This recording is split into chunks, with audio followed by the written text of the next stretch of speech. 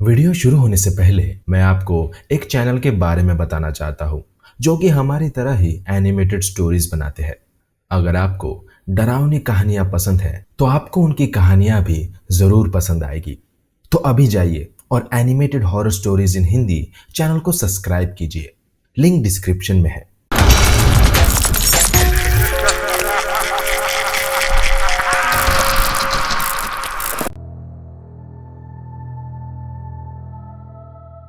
The whistling sound south America में based Peru का काफी जाना माना अर्बन लीजेंड है। एक भटकता साया जिसे एल टुनची का नाम दिया गया है। उसकी कहानी पीढ़ी दर पीढ़ी चलती आ रही है। कहा जाता है कि ये आत्मा एक भटके हुए आदमी की है जो जंगल में अपना रास्ता भूल गया और भूख प्यास के चलते उसकी मौत हो गई और उसका पूरा शरीर जंगल के जानवरों ने नोच खाया। तब से उसकी आत्मा जंगल में भटक रही है और कुछ बदनसीब जंगल में भटके लोगों को उसकी सीटी की आवाज सुनाई देती है जो कि इतनी तेज होती है कि उन्हें जोरों का सिर दर्द होने लगता है। वो धीरे धीरे तेज होती जाती है और तब तक नहीं रुकती जब तक सुनने वाला बेहोश या दर्द से उसकी जान नहीं निकल जाती। जंगल के आसपास रहने वाले लोगों का कहना है कि अगर आपने वो आवाज सुन ली तो आपको चौकन्ना होकर एक क्रॉस बनाना होगा और प्रेयर बोलनी होगी और हो सके तो अपने कानों को कवर करके ऐसे जताना होगा कि आपने कुछ नहीं सुना। और अगर आप वो आवाज सुनते गए तो वो आवाज धीरे धीरे और बढ़ती जाएगी और एल टुनची आपके नजदीक आते जाएगा। जो भी हो जाए आपको एल टुनची की सीटी को जवाब नहीं देना है। अगर आपने गलती से भी सीटी बजा दी तो एल टुनची आपको ऐसी मौत देगा जो सोचकर भी रूह कांप जाती है। लोगों का कहना है कि बहुत समय पहले मैरी नाम की लड़की अपने दादी से मिलने गांव आई। रात को पूरा परिवार बाहर आग जला के बैठा था और बातें कर रहे थे कि उनके बातों के बीच मैरी ने इंटरप्ट करते हुए कहा, ये सीटी की आवाज कैसी है? उसकी दादी ने उसकी ओर देखा और उसकी बात अनसुनी कर दी और फिर से बाकियों से बातें करने लगी। क्या आप लोगों को आवाज सुनाई दे रही है? मैरी ने पूछा। इतनी तेज सीटी की आवाज है ये? यहाँ कोई सीटी की आवाज नहीं आई, चुप हो जाओ। उसकी दादी ने धीमी आवाज में मैरी से कहा। आप लोग भी सुन सकते हो, मुझे पता है, मैरी ने कहा। यह कुछ ऐसी आवाज है जैसे कोई अपने बड़े नुकीले नाखून किसी ब्लैक बोर्ड पे घिस रहा है, पर फिर भी थोड़ी अलग है, मानो कोई अजीब जानवर जोरों से सीटी बजा रहा हो। तुमने कुछ नहीं सुना और ना ही हमने। अब चुपचाप बैठ जाओ और हम सबके साथ प्रेयर बोलो, मैरी की दादी ने धीमी आवाज में गुस्से से कहा। सभी लोगों ने अपनी आंख बंद कर ली और नर्वसली एक दूसरे की ओर देखने लगे। क्या आप लोग कैसे ये आवाज नहीं सुन पा रहे हैं? ये धीरे धीरे और तेज होती जा रही है। मेरे सिर में दर्द होने लगा है अब, मैरी ने रोते हुए कहा।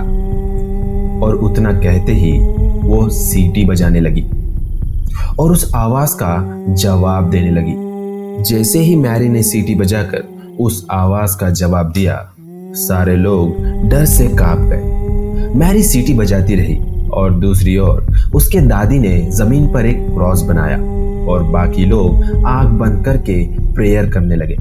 थोड़ी देर बाद सीटी की आवाज रुक गई। चारों ओर सन्नाटा छा गया। सभी लोग उठकर घर में चले गए और अपने अपने बेड पर जाकर सो गए। आधी रात हुई तो मैरी की दादी को जोरों की चीख सुनाई दी जो कि मैरी के कमरे से आ रही थी। उसकी दादी भागते हुए उसके कमरे में गई और दरवाजा खोल जो उन्होंने देखा वो देख उनके रोंगटे खड़े हो गए। पूरा रूम खून से लथपथ था। चारों ओर बस खून के धब्बे थे, पर मैरी का कोई नामो निशान नहीं था। कुछ दिनों बाद उसका शरीर जंगल में एक पेड़ से उल्टा लटका पाया गया। उसका गला बुरी तरह काटा हुआ था और उसके हाथ पैर दूसरी ओर बेंड करके टूटे हुए थे। सबसे भयानक उसका चेहरा था जो कि पूरी तरह सफेद पड़ चुका था और उसकी आंखें इस तरह फटी हुई थी मानो उसने खुद की मौत अपने आंखों से देखी थी।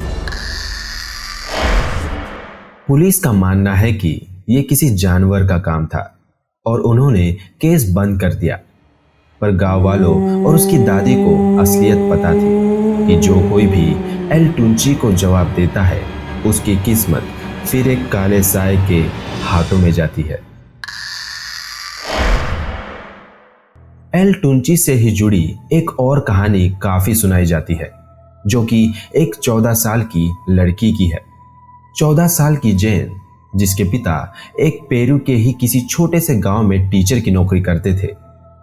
एक दिन जेन अपने घर की खिड़की से बाहर देख रही थी कि उसने एक काला साया जंगल की झाड़ियों के बीच देखा। उसने एक अजीब सी सीटी की आवाज सुनी और उस आवाज के जवाब में खुद भी सीटी बजाने लगी।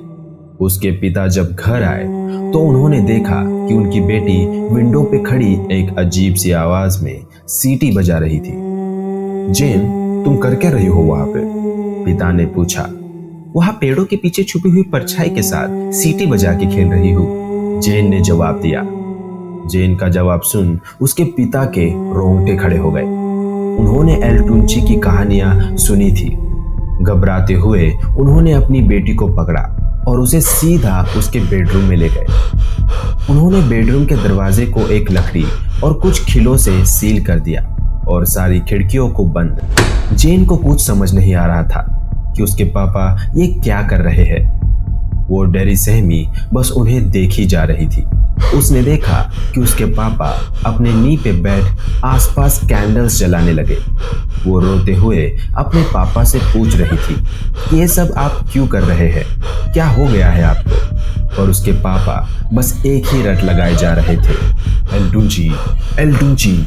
अचानक उसने बेडरूम के दरवाजे पर एक जोरों की दस्तक सुनी। वो दस्तक ऐसी थी मानो कोई दरवाजा तोड़ने की कोशिश कर रहा हो।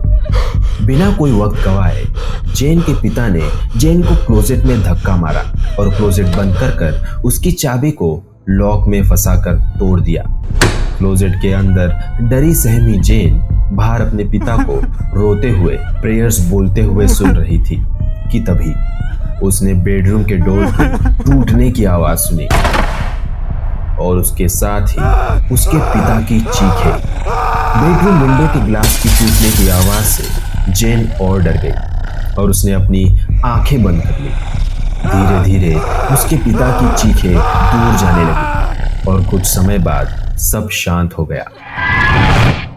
अगले दिन जब एक पड़ोस में रहने वाले आदमी ने जेन के घर की खिड़की टूटी हुई पाई तो वो जांच पड़ताल के लिए उनके घर में आ गया और जेन को क्लोजेट में छुपा देख उसके होश उड़ गए। जेन को बहुत गहरा शॉक लगा, जिसके चलते उसे हॉस्पिटल ले जाया गया। उसके पिता का आज तक कुछ पता नहीं चला। उसे उसकी आंट और अंकल ने गोद ले लिया। इस बात को कई साल हो गए हैं, पर आज भी जेन रात को क्लोजेट के अंदर ही सोती है। वो कहती है कि उसे डर लगता है कि एक दिन एल टुंची उसे ले जाने के लिए जरूर वापस आएगा।